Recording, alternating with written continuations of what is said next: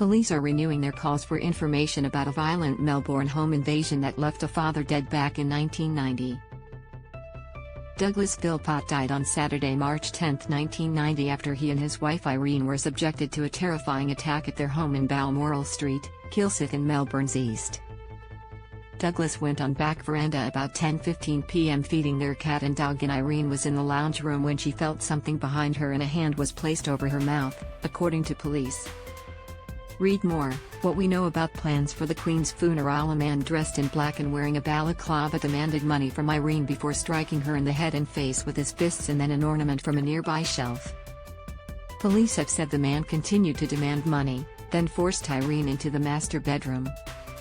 She repeatedly told the man there was no money in the house as he pushed her onto the bed and bound her hands and legs with tape.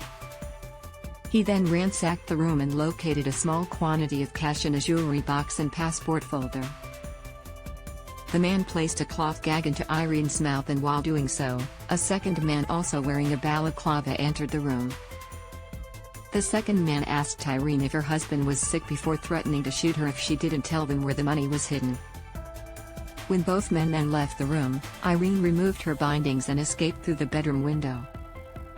Read more. Order of succession. After Charles becomes king, she ran to a neighboring home and was able to call 000.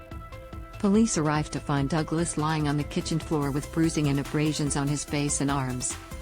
He passed away at the scene. Douglas had a history of heart disease and his cause of death was recorded as being heart-related due to the trauma of the incident, according to police.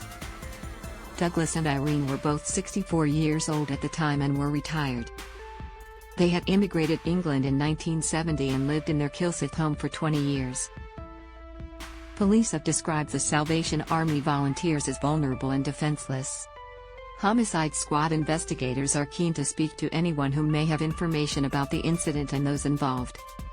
While over 30 years have passed, investigators believe there are still people out there with information that could help solve this case and give Douglas' family some answers.